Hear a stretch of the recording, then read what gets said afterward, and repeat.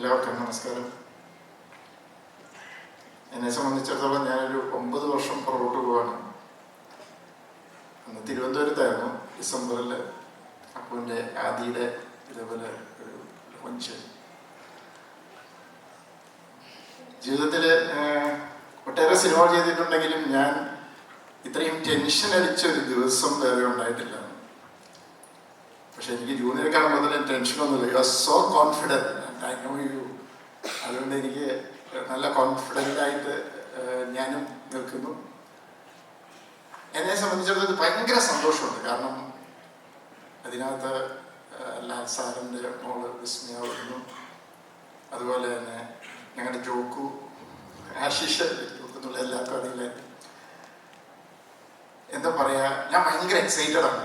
എങ്ങനെയെങ്കിലും ഒന്ന് 7-ാം തീയതി ആയാൽ മതി എന്നുള്ളൂ. കാരണം വിഷ്വൽസ് കുറച്ച് വിഷ്വൽസ് എനിക്ക് പുറത്ത് വിട്ടിട്ടുള്ളൂ. അതിൻ്റെ എനിക്ക് മനസ്സിലാവും എന്താണെന്നുള്ളത്. എനിവേ, എനിക്ക് കഥയെക്കുറിച്ചും വലിയ ധാരണയില്ല. എനിക്കത് അറിയണമെന്ന് ഞാൻ ആഗ്രഹിച്ചിട്ടും ഇല്ലായിരുന്നു. കാരണം വെച്ചാൽ എനിക്കത് ഒരു ഫ്രഷ് ഫീലിംഗ് തന്നെ കാണണമെന്നുണ്ടായിരുന്നു. അപ്പോൾ ഇതുവരെ ഞാൻ എനിക്ക് സ്കൂളിൽ പറയുന്നില്ല. ഞാൻ ചില കാര്യങ്ങളൊക്കെ കേട്ടു, അതങ്ങനെ തന്നെ നിൽക്കട്ടെ. എനിവേ, എന്താ പറയുക, മലയാളത്തിലേക്ക് 2 പുതിയ മുഖങ്ങളുടെ തുടക്കമാണ്.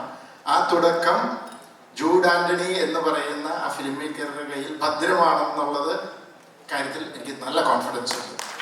All the very best. നമസ്കാരം. ശരിക്കും എന്താണ് പറയേണ്ടതെന്ന് അറിയില്ല. ഏറ്റവും സന്തോഷത്തോടു കൂടിയാണ് ഇവിടെ നിൽക്കുന്നത്. ഏറ്റവും പ്രിയപ്പെട്ട 2 പേർ, മായയും ജോക്കുവും, അവർ സിനിമയിൽ തുടക്കം കുറിക്കുന്നു. വലിയ സന്തോഷം.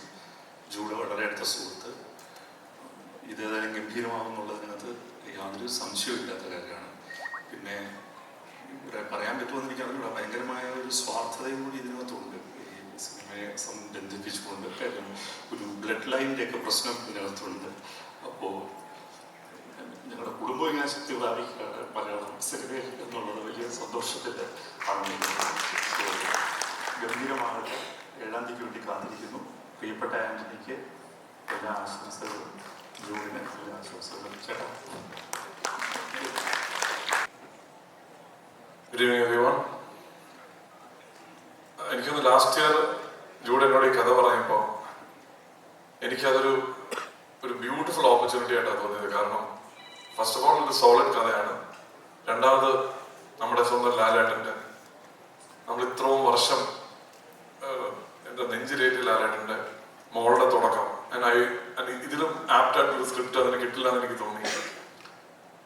ആൻഡ് എനിക്ക് പറയാനുള്ളത്, ഏറ്റവും ജെന്യുവൻ ആയിട്ടാണ് വിസ്മയ റോഡ് ഹാൻഡിൽ ചെയ്തിരിക്കുന്നത്. കൂടുതൽ പറഞ്ഞാൽ ജൂഡ് എന്നെ ഇപ്പോൾ വന്ന് സ്റ്റേജിൽ കയറി. But I think there's genuinity, there's that earnest and honestness in every frame.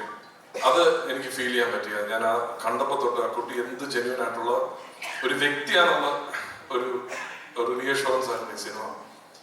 And Vismaya, you've done a fabulous job. I want everybody to witness that. അതുപോലെ തന്നെ ആശിഷ്, അതും ഞാൻ പറയുന്നില്ല. I just want all of you to watch the film. Again, ഒരു generation നെഞ്ചിലേക്ക് ലാലേട്ടൻ്റെ cinema ചെയ്യാൻ എനിക്കൊരു അവസരം കിട്ടി. അതുപോലെ തന്നെ ഈ ഒരു പുതിയ ജനറേഷൻ, എല്ലാ ജനറേഷനും ഒരു തുടക്കം വേണം. അങ്ങനെ ഒരു മനോഹരമായ തുടക്കമാവട്ടെ എന്ന് ഞാൻ ആഗ്രഹിക്കുന്നു. ഇതിൽ ജൂഡിന്റെ ത്രൂ ഔട്ട് ഈ പടത്തില് ജൂഡ് ഒരു സ്ട്രിക്റ്റ് ടാസ്ക് മാസ്റ്ററാണ്. ഒരു സീനില് പോലും ജൂഡ് രാത്രി വിളിച്ച് ജൂഡിന്റെ ഒരു നാഗിങ്ങും ഒരു കോൺസ്റ്റന്റ് എന്താ പറയുക, പ്രോഡക്റ്റ് നന്നാക്കാൻ വേണ്ടിയുള്ള ഒരു ശ്രമമുണ്ട്. And I appreciate Jude for that. കാരണം മറ്റു പ്രോജക്ട്സ് നടക്കുമ്പോൾ you have the patience and the willingness to sit with me. അത് ഞാനും ഇത്തിരി ഈ ഒരു പെർഫെക്ഷൻ ആഗ്രഹിക്കുന്ന ആളാണ്. ജൂഡ് അതിനേക്കാട്ടും മുകളിലുള്ള ആളാണ്. സോ അങ്ങനെ വന്നപ്പം I think you given our best. Vishnu is here. Vishnu, ഞങ്ങൾ കുറെ പടങ്ങളായിട്ട് വിഷ്ണുവിടെ സൗണ്ട് ഡിസൈൻ മിക്സ് ചെയ്യുന്നു. അവനും 100% ഞങ്ങൾ മിക്സിന് പോയപ്പോൾ ഒരു കറക്ഷനും ഇല്ലായിരുന്നു. ലിറ്ററലി പടം കണ്ടു ഇറങ്ങി. അത്രയും എഫേർട്ട് വിഷ്ണു ഇട്ടിട്ടുണ്ട്. Chaman couldn't be here. Akhil and everybody else who has been part of this movie. I consider this as my absolute privilege to be part of the beginning of these 2 young artists, and I hope the best for the film. Thank you so much.